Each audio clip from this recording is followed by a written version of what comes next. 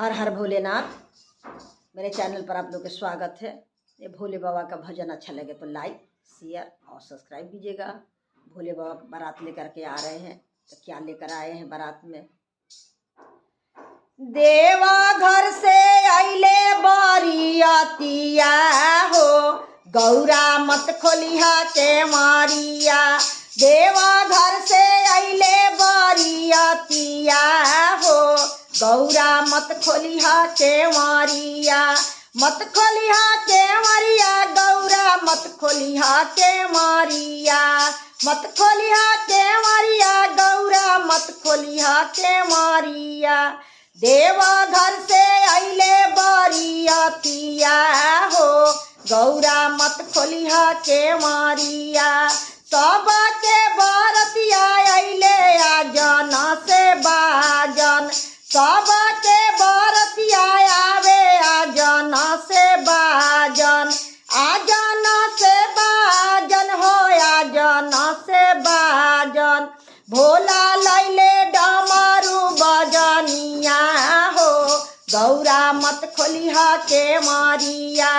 भोला लैले डमरू बजनिया हो, गौरा मत खोलिहा के मारिया।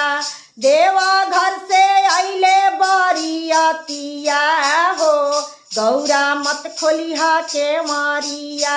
देवा घर से अइले बरियतिया हो, गौरा मत खोलिहा के मारिया।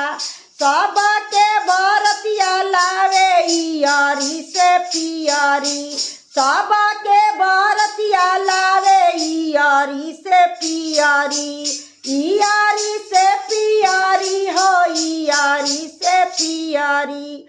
भोला लैले मिर्गा के छलिया हो, गौरा मत खोलिहा के मारिया।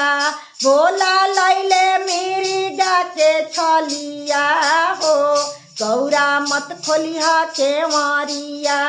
मत खोलिहा के मारिया, गौरा मत खोलिहा के मारिया।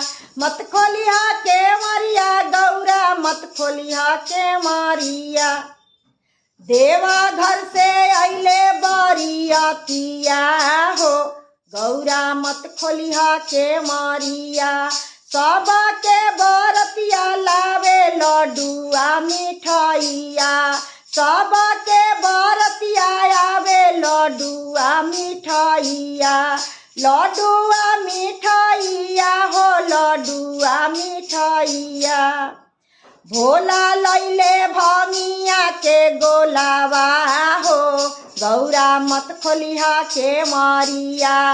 भोला लैले भंगिया धतुरावा हो, गौरा मत खोलिहा के मारिया। मत खोलिहा के मारिया, गौरा मत खोलिहा के मारिया। मत खोलिहा के मारिया, गौरा मत खोलिहा के मारिया। देवा घर से अइले बरियतिया हो, गौरा मत खोलिहा के मारिया।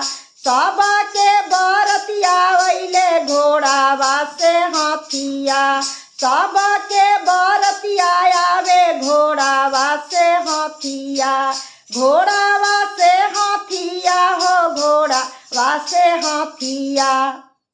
भोला लैले बासावा सवारिया हो, गौरा मत खोलिहा के मारिया। भोला लैले बासाहा सवारिया हो, गौरा मत खोलिहा के मारिया। मत खोलिहा के मारिया, गौरा मत खोलिहा के मारिया। भोला लैले भूता बाए तालावा हो, गौरा मत खोलिहा के मारिया। भोला लैले भूतावन बरतिया हो, गौरा मत खोलिहा के मारिया।